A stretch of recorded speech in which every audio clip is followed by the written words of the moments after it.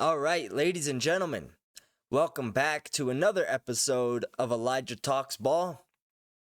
Week 6 in the NFL is in the books. Another epic weekend of college football is in the books. We're going to jump into all of it. Baker and the Bucks put up 50 on the Saints. The rookie QBs are starting to find their footing. And overtime palooza in the NCAA world. So we're going to jump into all of it. First, like and subscribe. Comment down below. Let's talk football. Let's grow this channel. This is what we love to do. You love listening. I love talking. So why not grow it, baby? We're going to do a little bit of a different format today. Usually we, go through each game, send out some key moments, and then maybe some things we didn't like as well. But I kind of want to just maybe overview the entire weekend of college football instead of dragging out each game, because some games are less interesting. Not a lot of things happen. I don't want to sound redundant every week touching on the same things for certain teams. So we're going to kind of jump through it. We're going to end with the college football. We're going to give out game balls and check base with what we talked about in our weekend preview video for players to watch. So starting it all off, the Bears beat the Jags in London. Caleb Williams, 4 touchdowns. He seems to be getting real comfortable. Jags fall to 1-5. They are in shambles. Ravens best the Commanders in a Lamar Jackson versus Lamar Jackson Jr. duel. All jokes aside, the Commanders showed that they do belong with the good/great teams in the league, and we'll touch on them more later, but Ravens pull it off. They're hot right now. They're really feeling themselves. Cardinals get pounced by the Packers. Another NFC North quarterback, Jordan Love, throws for 4 touchdowns. He's really starting to feel it. This Packers team is starting to hum. Cardinals, we talked about the highs and lows. This was a low. Where do they go from here? We'll touch base on it a little bit too. Maybe a stock down type situation. My home team, Patriots, show a lot of nice signs on offense. Highest point total so far this year with 21. Drake May really showed a lot of things that you want to see out of your number 3 pick. But the Texans, as they were singing in the locker room, they not like us. Whoop our ass, 41-21. They move to 4-1. We fall to 1-5. Buccaneers, like I said, drop 50 on the Saints. They get back on track after losing a tough one against the Falcons. Saints are reeling. Real tough right now. Where do you go from here? Not quite sure. Browns and Eagles. Ugly, ugly, ugly game. But the Eagles get the job done. They win. They get back on track. The Browns still in shambles. What the hell are you going to do with Deshaun Watson? We've mentioned it every week. Seems like they're just committed as ever to him. And it's probably going to be the downfall of this franchise for the next couple years. Nick Sirianni kind of talking trash to the players. We'll mention it in the video later. Whether I liked it or didn't like it, to be determined. Got to hang out and wait for that. Colts versus Titans. Colts win by a field goal. Titans were in control of this game until Will Levis does what Will Levis does and throws an interception in the 4th quarter. Joe Flacco still got it, and he's proven it every week that he should be a quarterback on a team that wants to be a contender. Moving on to the 4 o'clock games. Chargers, after the early scare with Jim Harbaugh having some arrhythmia with his heart, they pull it out for their coach. He gets back on the sideline. That defense dominates them, makes Bo Nix, who was on the upswing, look like the rookie QB that he is. Defense shows up. Justin Herbert does what a field general does. J.K. Dobbins still running hard. Chargers off the bye get the win to improve to 3-2. Falcons and the Panthers. Falcons. Did we think they were going to lose to the Panthers? No. Did they lose to the Panthers? No. Kirk Cousins, another solid day, but the real trophy in this one goes to the running backs. Tyler Algier and Bijan Robinson putting up over 200 yards on the ground combined. This was a running demonstration. This is teach tape on how to run the football in the NFL. They did just that. They get the win. They continue their hot streak. Steelers and the Raiders. Steelers thump the Raiders. They are in shambles. The Raiders, that is. The Steelers, they get back on track after somehow losing to the Cowboys, even though they tried to give you the game. And Justin Fields is a running back playing quarterback, even more so than Jalen Hurts. He's unstoppable, fast, strong, and big. Got a big game against the Jets next week, Sunday night. That'll be exciting.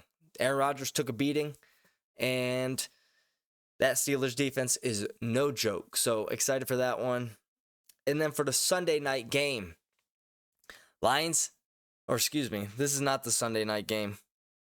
This is the final 4 o'clock game, America's game of the week, and it was everything but that. Lions took a big steamy dump on the Cowboys' chest at home. The Cowboys' last 4 games at home, they've been boat race, giving up 119 points, not scoring nearly that many as well. So if we're talking about teams in shambles, Cowboys have to be at the top of that list, if not very close to it. Real heartbreaking news in this game, though. Aiden Hutchinson breaks his leg, out for the season. Immediate surgery, had to get carted off in an air cast.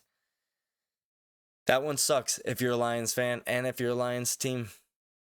That hurts. There's no replacing a guy like that. People will say, oh, well, he's not Myles Garrett. Oh, he's not TJ Watt. Listen, this guy was accounting for over half their sacks, and what he does in that locker room is even more important, you could say, than what he does on the field. So how are they going to replace him? Next man up, maybe they go into the trade market, try to find a replacement for him. Either way, going to be tough to do that. And then finally, our Sunday night game. Kind of a snoozer. But Joe Burrow shows off the wheels, has his longest rushing touchdown as a professional quarterback, and they just get the better of the Giants. Giants showed a lot of heart in this game. For a little bit, it felt like they were going to get it, but there's just too much firepower on that Bengals offense. The Bengals defense finally decided to show up to class, and if you're a Giants fan, you got to be wondering, if we had Malik Neighbors, do we win this game? Because now you've had a young running back in Tyrone Tracy emerge as kind of a dude, and your defense has been playing really well. So, couple close losses to the Cowboys and the Bengals. Your season could be completely different, but there are building blocks here like we talked about. So, that's what happened around the NFL. We're going to jump into some things that stood out to us. And of course, this wouldn't be Elijah Talks Ball if we did not mention Drake freaking Maye, baby. First career NFL start going up against the Texans' top 5 defense. They just made Josh Allen look like it was his first career start last week. They ransacked Caleb Williams in week 2 to a tune of 7 sacks and a pick. And Drake Maye, you got to give him credit. Patriots coming in this game. Ramondre Stevenson is out. And David Andrews, their solid center, really veteran leader, very good offensive lineman. He's out for the season. And our left tackle, who already not the greatest but serviceable, leaves the game 6 snaps in.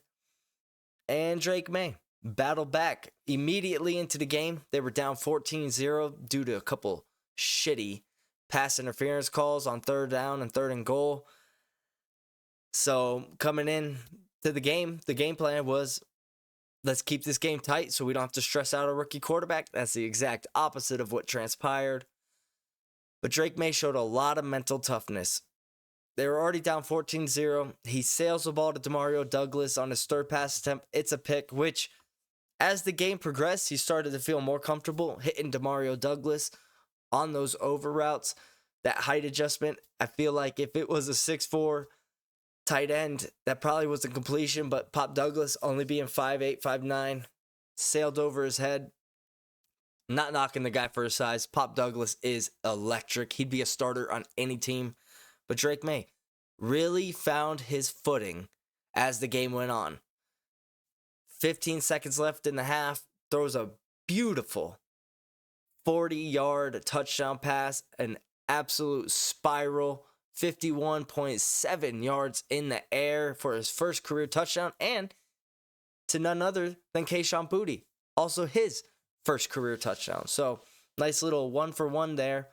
And then as the game went on, he just seemed to slow down a little bit, made some nice plays with his legs, had a couple nice throws over the middle, and for teams that have really struggled with quarterback play against this Texans defense, Drake Maye put up 230 yards, 3 touchdowns, another 40 on the ground. He had a couple picks and a fumble, but one of the picks just fluky. Ball pops up in the air, guy catches it off the helmet, kind of David Tyree-esque. So obviously we knew turnovers were probably going to be a thing, but the way he looked in his first career start against this Texans defense that has really made people look silly, a lot of things that you got to be excited about if you're a Pats fan moving forward. Is very comfortable with reading the defense quickly as well. Not too quick where he's moving off of potential open receivers, but processing information quickly. I didn't see at any point in the game where he made a decision that you felt, he got fooled by the coverage. He had a couple interceptions, but they weren't, oh man, they got in his head on that one and he threw it right into triple coverage. He made good decisions throughout the game, and he made good decisions on when to leave the pocket, and he wasn't afraid of throwing that ball over the middle. We also had absolutely zero run game in this one as well, so a lot of good things from Drake Maye. Excited to see how he progresses throughout the year. This could be a guy. We certainly thought so going into it. That's why he was drafted number 3. And with the performance that he had on Sunday, Pats fans, you should be excited. And he got rocked a couple times in the game. Guess what? He got back up. And not only did he get back up, he went out, led him on 3 scoring drives. So kudos to Drake Maye. That stadium was pumping. This living room was rocking as well. Exciting stuff. Love to see it. Pop Douglas gets involved in the game. He's a difference maker. Almost looks like a fun-sized Tyreek Hill. Shorter, skinnier, just as electric. So there's some weapons on that team. We mentioned Kayshon Boutte earlier. The 6th-round pick last year in the draft kind of fell off at LSU after his first year.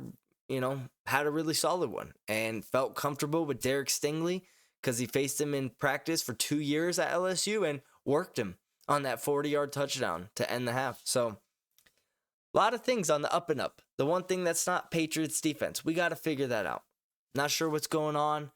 Give up 41 points in this one and really got gashed on the ground and open receivers over the middle quite a lot. So there's definitely some bolts to tighten up, but you got to be happy with what you saw out of the offense because the defense will correct itself. They're dealing with a ton of injuries, but the question was the offense, and it had life, and it had more than that.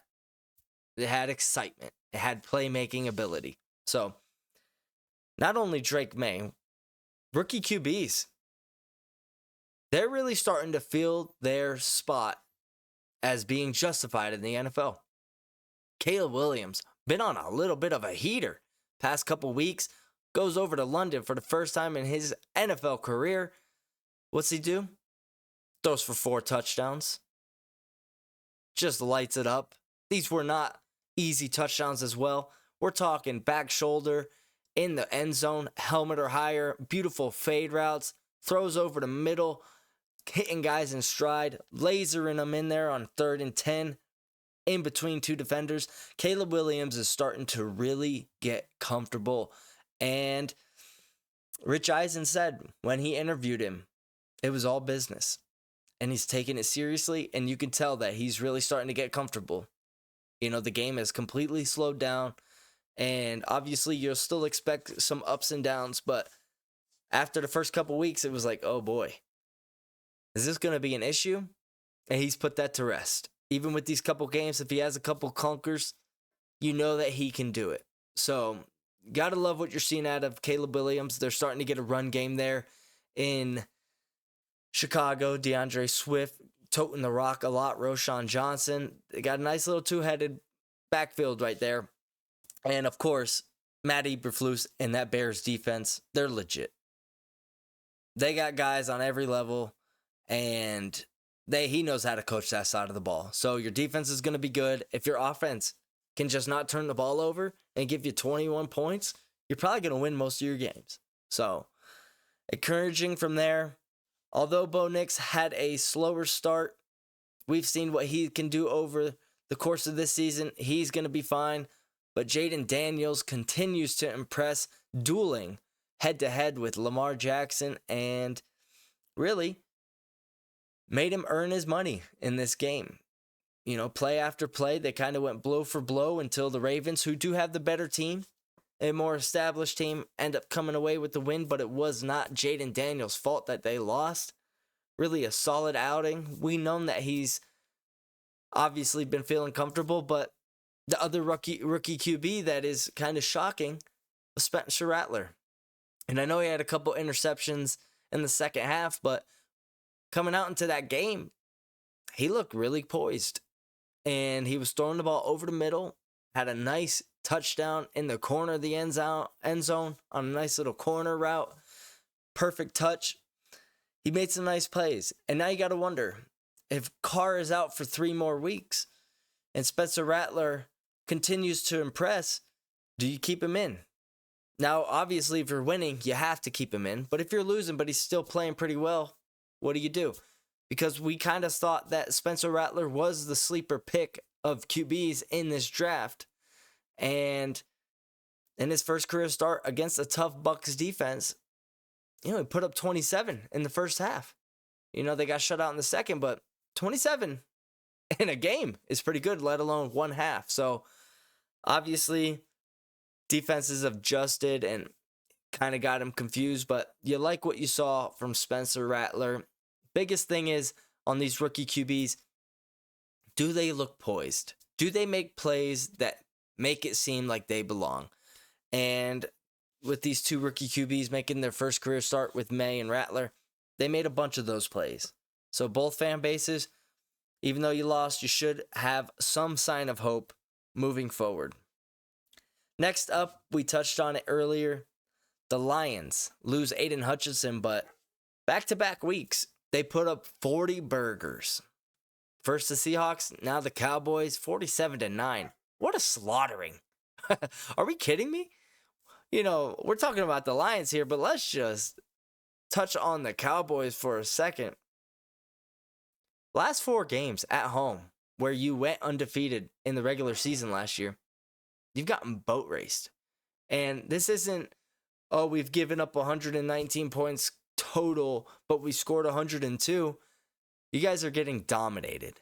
It's not even close in these games. These games are over in the first half. Your defense had a gutsy performance last week, but this week, nowhere to be found. And this is where we're going to jump back to the Lions. All the credit's got to go to them. Their offense is humming right now. There's not a backfield with as much talent as the Lions, with David Montgomery, who they just extended 2 years, $18 million, and Jahmyr Gibbs, who is looking like Alvin Kamara in his prime. Jameson Williams is looking like his I'm the best player on the field Alabama days. Amon-Ra St. Brown, we know what he can do. And Sam Laporta, only 1 touch of the game, but it's 52 yards for a touchdown. And Ben Johnson, he's in his bag right now. He's feeling himself. He's calling a masterpiece on offense. And Jared Goff is just an elite point guard right now. And that's all he's got to be. Because he's playing behind the best offensive line in football. And he's dishing out the rock to all his playmakers. And they're doing exactly that. Making plays. It does suck that Aiden Hutchinson is out for the year. I looked up timelines on broken tibias. They said 3 to 6 months. But for more severe breaks, longer. This one seemed like a severe break. It does help that he got into surgery right away. But if you're getting carted off in an air cast and your leg looks like a pool noodle, that's a severe break. And this sucks because not only does he have 7.5 sacks already, which is half of your team sacks, but he's also the leader in that locker room.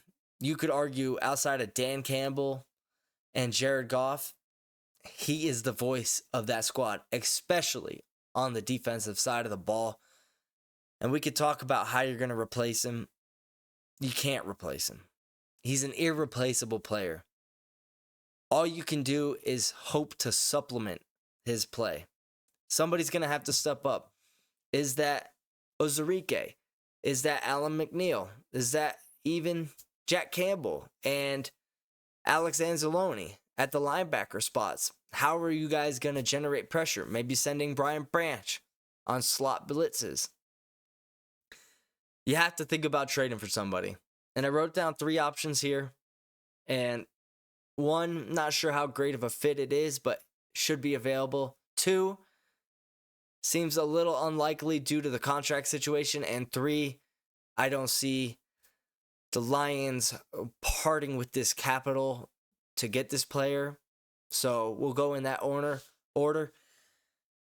Number 1, I got Josh Uche from the Patriots. Really has not impressed, I would say, the coaches with his ability to stop the run. But as a pass rusher, he's very serviceable. He'll get up the field and he will cause havoc in the backfield. And the Lions, they're going to be playing from ahead in a lot of games. So if you want to pin your ears back kind of guy, Josh Uche, he's on a 1-year deal. You probably get him for a 5th round or a 6th round pick. How much does it fit their scheme? I know they probably want guys that set the edge in the run game, and Aiden Hutchinson being kind of a bigger 3 technique / 5 technique. Josh Uche tends to line up outside the tackle. So how much does that really fit? Not sure, but if you're looking for cheap pass rushing ability, he would be a guy I'm sure that they'll call about. Second up, we got Hassan Reddick. And I'm not quite sure what the hell is going on with this. He's losing out on, $50 million this year if he continues to not show. And he would be a great option, a little bit bigger than Uche, and probably better pass rusher, you could say. Definitely has the stats over his career to back it up. The issue is, I don't see the Lions extending somebody like this. They're very homegrown, and they have this culture of, we're not going to be selfish here. You know, whoever gets the sack gets the sack. Whoever gets the touchdown gets the touchdown. Whatever it is, we just want to win the game. And so far throughout this year, Hassan Reddick, and I'm all for making sure you get paid. But he definitely has shown a little bit of I got to do what's best for me kind of attitude, which, like I said, nothing wrong with that contextually. Obviously, there's times to be selfless. But it seems like that's how the Lions want to build their team. Now, maybe they know on a deeper level what the situation is like. Obviously, me, not inside the NFL. So I would expect them to call the Jets about that. Doesn't hurt. The Jets, what are they going to do? Just keep him for no effing reason? Probably. The Jets are dysfunctional. And finally, Max Crosby. And as crazy as this would be, it's tough to see it happening due to the fact that you would have to give up 2 first-rounders, probably a second, a player, and then a later round pick as well. And with how well the Lions have drafted over the past few years, obviously Max Crosby, it's going to be hard to find one of those in the draft, but for the price you're paying him, for the capital you're giving up, if you give up 5 picks, it's pretty easy to say that with how you guys have drafted, those 5 guys could easily equal, if not eclipse, how good Max Crosby is. Now, if you put him on your team and then you get Aiden Hutchinson back in the future because Max Crosby is signed to a contract, this defense would be insane. So maybe that's something you think. And this would obviously plug that hole. Similar type player, similar type engine, similar type leadership. Just a lot of capital to give up. Not sure the Raiders would do that either. I could see them moving on from Devontae. But Crosby's younger. and he's more of the symbol of their franchise. But you got to throw it out there, and I'm sure they'll call about it. If you get a deal on him, you have to do it. So, doesn't hurt to call. The worst they can say is no. Moving on. Who is next? And when I mean who is next, I mean who is next to get fired as a head coach. Is it Nick Sirianni? Or is it Doug Peterson? It's tough. My gut and brain leans Doug Peterson, obviously, 1-5, and there doesn't seem to be any sign of things moving forward to get better. But on the flip side, the Eagles, even though they just won against the Browns, they barely won against the Browns, and we know their situation. And Philadelphia is typical for not giving a shit what you've done in the past. I mean, they fired Andy Reid, and he is their best coach in their history. And they fired Doug Peterson after they won their long-coveted Super Bowl against the Patriots. And even though Nick took them to a Super Bowl and has been in the playoffs all 3 years, there's some sort of issue there that the team is not playing to expectation. Now, they do seem to have a Jalen Hurts problem. Getting A.J. Brown back obviously helped. Jalen definitely likes to throw outside the numbers. He throws a beautiful deep ball. But that's not how you win in the NFL. You got to hit it over the middle. You can't put it all on Sirianni, but at the same time, the head coach is expected to have the blame put on him. And I'm not a hater when it comes to trash talking people. So when Nick Sirianni was jawing with the fans, telling them, what was that? What were you saying? I like it a little bit, I got to say. And he said in the press conference that the players like, Nick, we need you back a little bit. We need you to get your edge back. Talk your shit. Because he's known to do stuff like this. And I got no problem with it. When you're going to the Super Bowl, when you're winning a couple playoff games, when your QB looks like the MVP, when your defense leads the league in sacks. But when you're in the middle of a turmoil like the Eagles are with their identity crisis, which, you know, they're only 2-2.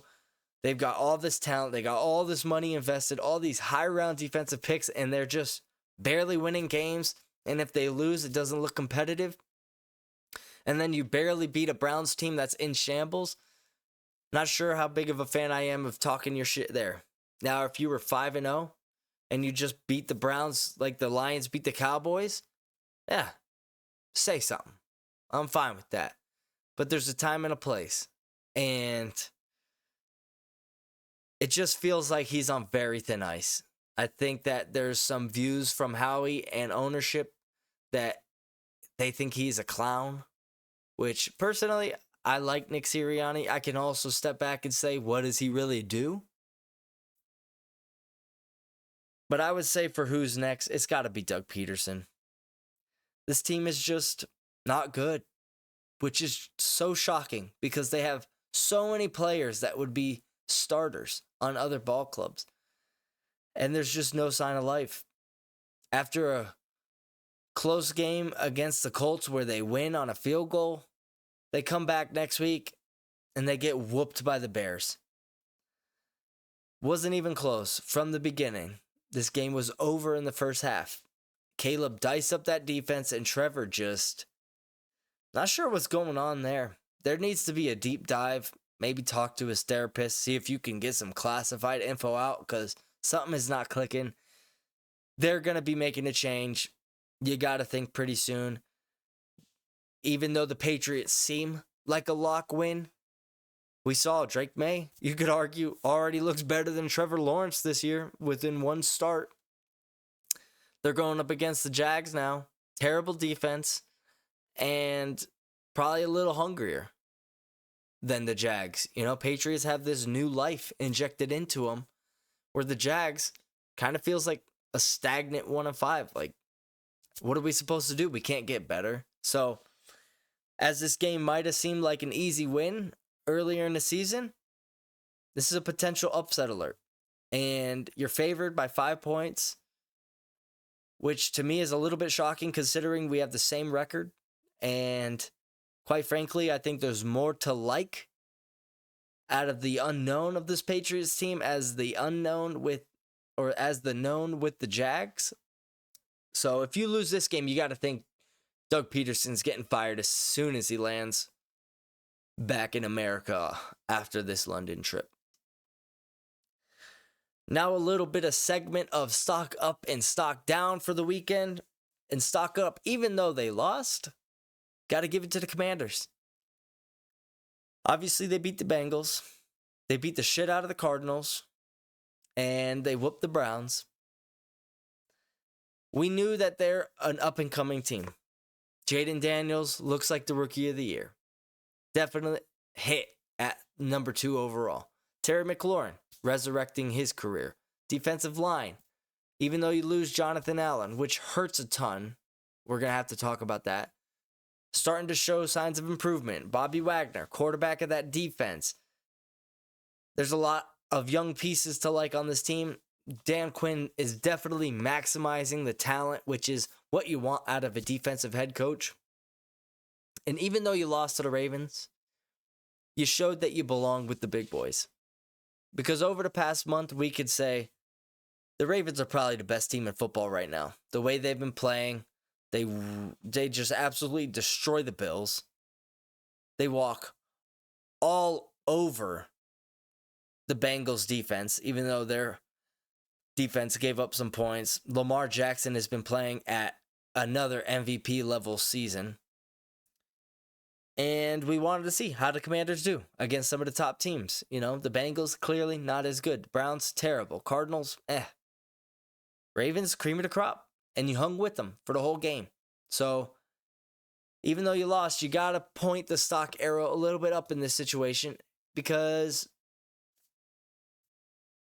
you had to see what they do against top-tier talent. And they hung with them. So, that's the stock up. Stock down. There's a couple teams I wanted to go with here, but I got to go with the Saints. You start off 2-0, such a hot start, put up franchise record numbers for points in the game. Derek Carr looks like an MVP. Alvin Kamara rejuvenated, that defense flying around. And over the past 4 weeks, you've just showed your age. You know, obviously, you have Derek Carr go down with an injury. You lose a close game against the Eagles, close game against the Falcons, the Chiefs. But this one, you just kind of got dominated in the second half. There's no excuse if you're a defensive team and a defensive head coach for the opposing team to put up 51 points on you, especially with Baker Mayfield throwing 3 interceptions. He had a great first half. You scored 27 points, looking like a shootout. And then your offense went silent. I picked the Saints to finish 3rd in the division. I know a lot of people that picked them to finish 1st. And after 2 weeks, looked really good. But you guys have kind of collapsed. And at this point, with the Falcons emerging and the Bucs now, you know, getting back on track, it's going to be a tough hill to climb. And I'm not sure you quite have the pieces to do it. You know, you have some nice stars on your team, but like we said earlier in the season, they're just older. And that's no slight to them. But you had your prime with Drew Brees and all these young defensive players. Alvin Kamara in his first couple years, your offensive line was young. That was your window. And you thought you could breathe a little bit of life into it with Derek Carr and Scott Kubiak. And that hype train has just come to a firm stop right now. So I got to put you at stock down. And don't get mad at me, Saints fans. Get mad at your team. Finally, last segment before we move on to college football. Game balls. We'll start with offense. Ever heard of this guy? Sean Tucker, Bucks running back? If you haven't, fear not. I hadn't either. Had to look him up. Undrafted second-year player out of Syracuse. Actually had a pretty decent year or decent career at Syracuse. Couple 1,000-yard seasons, almost 30 touchdowns. Goes for over 200 total yards and a couple scores in the Bucs route. This is what the NFL is great. Just random players making a name for themselves on the biggest stage. Division game. And he showed up. So, got to give him a game ball. Sure, he's ecstatic. Now you got Bucky Irving, Rashad White, and this Sean Tucker guy. Who are you going to give the ball to in the backfield? Because Bucky Irving had another solid game. So, Sean Tucker gets the game ball. I'm sure he got it in real life as well. Showed out. On defense, this one hurts. Got to give it to Will Anderson. 3 sacks, 4 tackles for a loss, a pass defense that led to an interception. He single-handedly ruined the game for the Patriots. He was just a one-man wrecking crew. When he wasn't getting a sack, he was in the backfield. And, yeah, he just dominated the Patriots' offensive line. Right side, left side. DeMontre Jacobs and City South, they could not stop him. And anytime you get 3 sacks in an NFL game, that's a hell of a game. You're probably going to get Defensive Player of the Week. Add in 4 tackles for losses and a tip pass that leads to an interception. Hell of a game. So, shout out Sean Tucker, Will Anderson. Great job, guys. You get the game ball. Moving on. College football. Let me get a swig of coconut juice. This was the greatest weekend of college football I've ever seen in my life. It was my girlfriend's sister's birthday, and she was having festivities for the entire day, from noon all the way till 10. And I said, I gotta stay home, because I cannot miss what could possibly go down. I gambled. Had some FOMO. Didn't want to miss out on the fun festivities. But I had more FOMO of what I would be missing in college football world, and holy shit, did I hit. Starting off on the early games, Alabama. Boy, were their assholes tight towards the end of that game. You go down, you get a touchdown on 3rd down. Looks like you seal the game away. Well, lo and behold, South Carolina has a miraculous touchdown, but then they miss the 2-point conversion, but then they get the onside kick, and you intercept the ball to end the game. Hell of a game to start off the day. Then the next slate of games, Penn State gets down behind USC, trailing by 14. Fights all the way back. Drew Aller, looking like Josh Allen Jr., get him in overtime where they barely nudge him. USC misses a kick. Penn State makes it. They win. Stay undefeated, moving up to probably number 3 in the rankings now. Tough loss for USC, who really, you have a tough loss to Michigan. You should have beat Minnesota. And now you have a tough loss to Penn State. Man, the season that could have been. And then the night games, nothing I've ever seen like it. Tennessee goes to overtime. Ole Miss, LSU goes to overtime. Oregon, Ohio State comes down to the final seconds. And then Kansas State and Colorado comes down to the last drive. So much exciting college football happened in this weekend. I mean, Oregon kind of felt like Ohio State should have won that game, like going into it, not saying that Ohio State still should have won it after. Oregon got the best of them. And typically Pac-12 teams get dominated by SEC and Big Ten teams. And Oregon, they showed up and they said, we got NFL players on our team too. And Denzel Burke could not handle the speed of Evan Stewart. And Dylan Gabriel probably had his best game of his professional career against the toughest opponent that he's probably faced.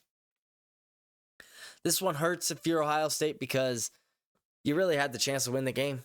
You get the pass interference call on Jeremiah Smith to back you up 15 yards. And then Will Howard just wasn't aware the clock was running multiple times and didn't slide in time. You had a timeout as well. Could have had the chance to kick the field goal, but didn't work out in your favor. This isn't going to hurt you a ton in the polling. I mean, if Penn State goes undefeated, you lose your chance to play Oregon again in the Big Ten championship, but you're still going to make it to the playoffs if you run the table. You maybe can afford one more loss. It'd have to be against a ranked opponent, but that one hurts for sure. Oregon, great job. LSU and Ole Miss, out of all the QBs that we wonder, is this the best QB of this draft class? Is this the QB of this draft class?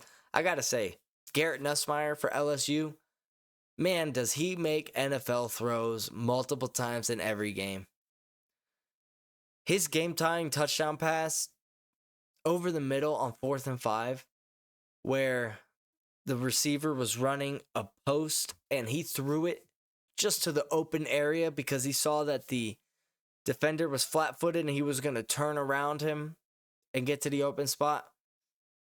Incredible throw. And he had a bunch of them throughout the night. And this one hurts if you're Ole Miss. You start off the season, you look like you're going to beat the shit out of everybody you play, and now you've dropped 2 games in a row. One to Kentucky, one to LSU. Now you're fighting to even make it to the playoffs at this point. You're not going to get into the SEC championship. Granted, could be a crazy year. You might. But you can't afford to lose any more games. And you're going to face some tough teams coming down the line. So that hurts if you're Ole Miss. Great win for LSU. Now they kind of swap positions. It's LSU's destiny is in their own hands. You know, they got to play Alabama. That's going to be a tough game, but this buys them another loss against a good team where they could still make the playoffs. And obviously Tennessee, just like Alabama, coming off of big upsets, they somehow get it done. And for a lot of this game, Nico looked like a shell of himself. Florida just seemed to have the physical edge. And they just figured out a way to win in overtime. And that's all you can ask for in these games. They're going to be ugly. They're going to be tough. They're going to be muddy. But you just got to figure out a way to win the game. And they did just that. Now they got a big game going up against Alabama this weekend. So just an incredible weekend of college football. Obviously, we said, watch Ashton Jeanty. He's the player to watch this week. And guess what he did? Went over for 200 yards and a touchdown. Like every week. Heisman alert. He's got to be the favorite.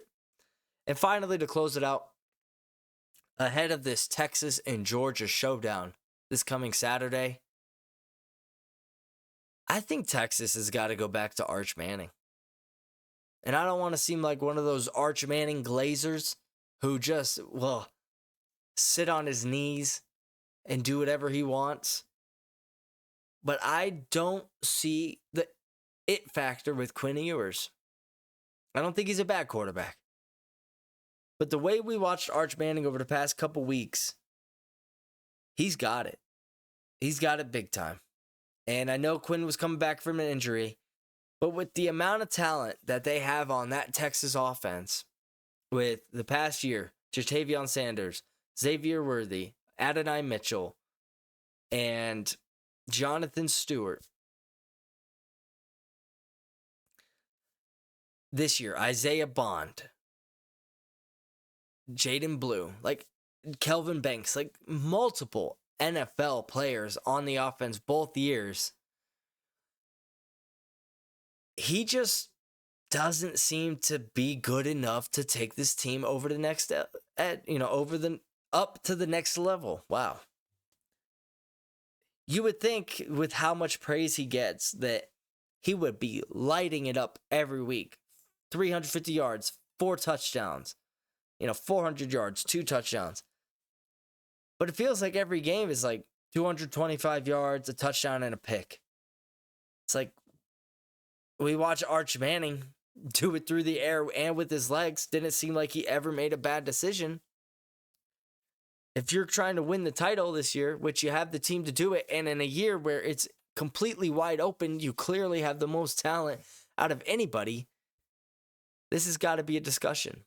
And I know he's coming back from injury, but coming back from injury previously didn't affect them, didn't affect him, and it didn't affect this team. So I wonder if that's a conversation. I know Sark, they view Quinn as a leader of that team, and that would be pretty wild news. But it's got to at least be a discussion. And I'm sure they'll watch the tape. But it just felt like at a lot of times in this game, he just missed a lot of plays. And it's kind of been the story. You know, I don't feel like they win because of him. I think they win because of the talent, and he is there to help them. Arch Manning, I think could be the reason that, the reason we beat Georgia was because Arch Manning threw for 5 touchdowns. So that has to be a conversation. Maybe you don't make the change, but it's got to at least be brought up.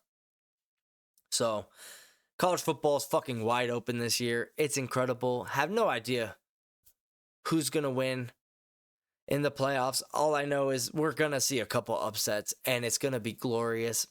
Who's it going to be? We'll have to see. Wouldn't it shock me if we had 3-4 big upsets? That's just how the college football world is this year. It's been the greatest year of college football so far, and it's only going to get better. So that's my weekend recap of the NFL, guys. Check out the Monday Night Football reaction, Bills-Jets. I hope you guys have a great week. I hope you guys enjoyed this video, and we'll get back on here next couple days. Pop out a couple more videos, mention some baseball as well, and yeah, sports are freaking awesome, man. Best time of the year. Peace out.